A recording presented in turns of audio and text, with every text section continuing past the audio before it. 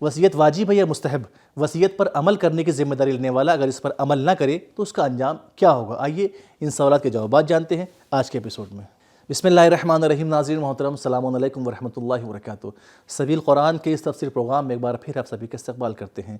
جو وقت قرآن کی تلاوت کے ساتھ گزرتا ہے وہ کبھی ضائع نہیں ہوتا، تو ہمیں چاہیے روز قرآن کی تلاوت کریں تاکہ دل زندہ رہے۔ آج آپ کے سامنے سورہ بقرہ کی آیت نمبر 180 کی تفسیر لے کر حاضر ہوئے ہیں۔ آئیے اس سے پہلے اس آیت کی تلاوت کو اس کے ترجمے کے ساتھ سن لیتے ہیں۔ کتاب انزلناه الیک مبارک لیدبروا آیاته ولیتذکر اولو الالباب۔ بسم اللہ الرحمن الرحیم۔ كتب عليكم إذا حضر أحدكم الموت إن ترك خيرا الوصية للوالدين والأقربين بالمعروف حقا على المتقين۔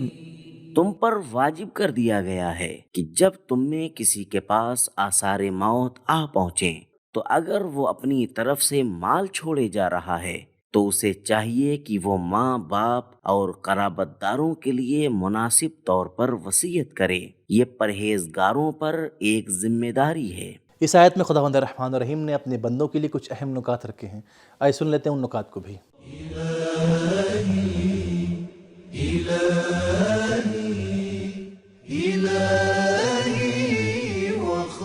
بعض لوگ خیال کرتے ہیں کہ وصیت جلد مرنے کی علامت ہے، حالانکہ اس میں ایسی کوئی بات نہیں ہے، بلکہ یہ ایک قسم کی دور اندیشی ہے۔ یہ جو اللہ کہتا ہے کہ جب موت قریب آ جائے تو وصیت کرو، تو یہ زندگی کے آخری لمحات، آخری مہلت ہے، ورنہ انسان موت آنے سے کئی سال پہلے بھی وصیت کر سکتا ہے۔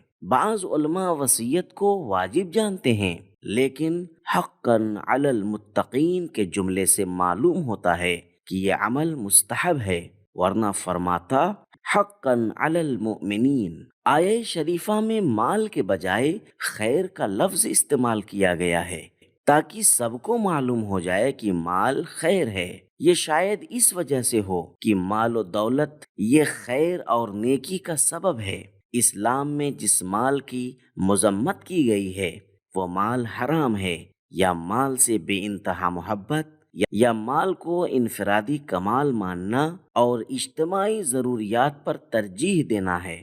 اس کے حصول کے لیے لوگوں کا استمثار یعنی ان کی کمائی ہڑپ کرنا ہے۔ وصیت کو معروف یعنی عقل کے معیار پر ہونا چاہیے، کینہ و انتقام یا بے جا اور بے جہت محبت کی بنا پر نہ ہو، کیونکہ قانون وراثت سے تو صرف بعض لوگ بہرہ مند ہو سکتے ہیں، اور وہ بھی مقرر اور معین حد تک۔ لہٰذا اسلام تاکید کرتا ہے کہ اگر رشتہ داروں میں کچھ ایسے لوگ موجود ہیں جو حق میراث سے محروم ہیں یا ان کا حصہ بہت کم ہے، تو انسان وصیت کے طور پر انہیں مال دے سکتا ہے یا ان کے حصے میں اضافہ کر سکتا ہے۔ اگر وصیت میں انصاف کا خیال نہ رکھا جائے یا کوئی ظلم کیا گیا ہو تو گناہ کبیرہ انجام دیا گیا ہے۔ سفینۃ البحار وصی۔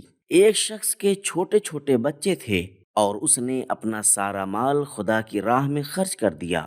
اس کے مرنے کے بعد آن حضرت صلی اللہ علیہ وآلہ وسلم کو یہ بتایا گیا تو حضور نے لوگوں سے پوچھا اس کے ساتھ تم نے کیا کیا؟ انہوں نے عرض کی کہ ہم نے اسے دفن کر دیا ہے۔ آن حضرت صلی اللہ علیہ وآلہ وسلم نے فرمایا اگر مجھے پہلے بتا دیتے تو میں اسے مسلمان کے قبرستان میں دفن کرنے کی اجازت نہ دیتا، کیونکہ اپنی اولاد ہونے کے باوجود ان کے لیے کچھ بھی نہ رہنے دیا اور سب کچھ خدا کی راہ میں دے دیا۔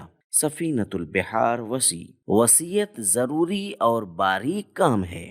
خدا نہ کرے اگر کسی سے بے توجہی ہو جائے اور بعد میں وہی بات فتنہ و فساد اور نزاع کی وجہ بن جائے تو سارے نیک کام تباہ ہو جائیں گے۔ پیغمبر اکرم صلی اللہ علیہ وآلہ وسلم سے روایت ہوئی ہے کہ آپ صلی اللہ علیہ وآلہ وسلم نے فرمایا، کبھی انسان 60 سال تک عبادت کرتا رہتا ہے، لیکن چونکہ اپنی وصیت کو منصفانہ طور پر تحریر نہیں کرتا، ایسا انسان جہنم میں جائے گا۔ نہج الفصاحت جملہ 626۔ وصیت اس بات کی دلیل ہے کہ انسان کے مرنے کے بعد بھی اس کے مال کے کچھ حصے میں اس کی ملکیت باقی رہتی ہے۔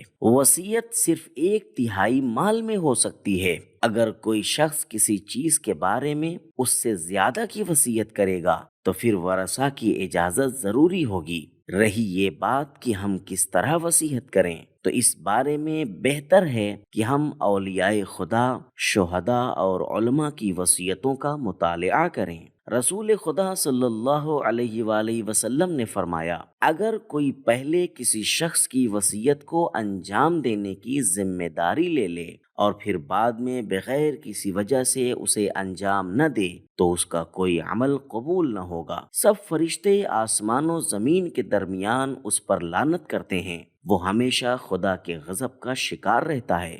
جب وہ یا رب کہتا ہے تو ہر مرتبہ اس پر ایک لعنت کی جاتی ہے۔ اس کے سب اچھے اعمال وصیت کرنے والے شخص کے نامۂ اعمال میں لکھ دیے جاتے ہیں۔ تفسیر اطیب البیان۔ وصیت کے آثار و برکات۔ وصیت کرنا اپنے مال کے بارے میں محتاط ہونے اور حساب کتاب کی طرف توجہ ہونے کی دلیل ہے۔ وصیت دوسروں کے حقوق کے احترام کی علامت ہے۔ وصیت ان امور خیریہ کے انجام دینے کا ایک راستہ ہے جس سے لوگ غافل ہیں، اور موت کے بعد نیک عمل کو جاری رکھنا ہے۔ وصیت اقتصادی خلا کو پر کرتی ہے اور مال اور دولت میں برابری کا ایک ذریعہ ہے۔ رسول اکرم صلی اللہ علیہ وآلہ وسلم نے فرمایا، جو کوئی وصیت کرنے کے بعد دنیا سے جائے گویا وہ شہید مرا ہے۔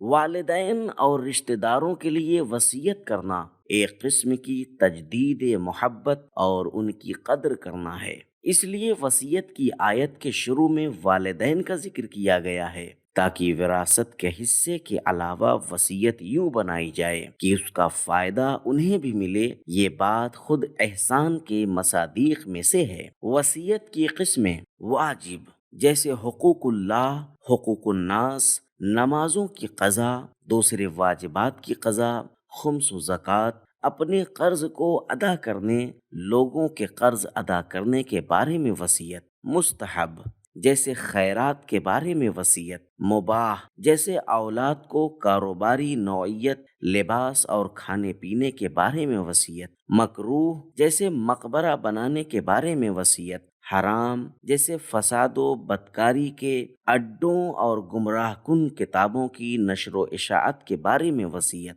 بہترین اور مفید نکات کو جان لینے کے بعد آئیے اس آیت کے پیغامات کو بھی جان لیتے ہیں۔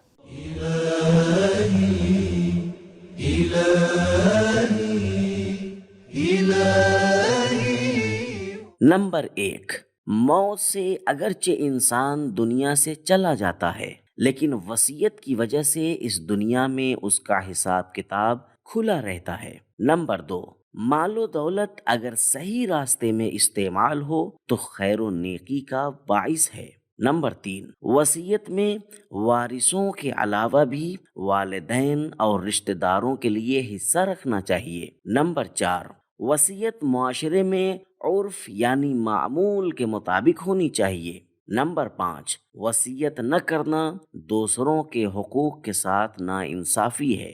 تو ناظرین، ہم نے جانا کہ بعض علماء کا یہ ماننا ہے کہ وصیت کرنا واجب ہے، لیکن حقاً علی المتقین کا جملہ بتاتا ہے کہ یہ عمل مستحب ہے، ورنہ حقاً علی المومنین ہوتا۔ اور اگر کوئی شخص کسی کی وصیت پر عمل کرنے کی ذمہ داری لیتا ہے اور اس پر عمل نہیں کرتا تو اس کا کوئی عمل قبول نہیں ہے، اور اس پہ فرشتے لعنت بھیجتے ہیں، اس پر اللہ کا عذاب نازل ہوتا ہے۔ تو ہمارا آج کا ایپیسوڈ ختم ہوا، ملتے ہیں اگلے ایپیسوڈ میں، تب تک کے لیے خدا حافظ۔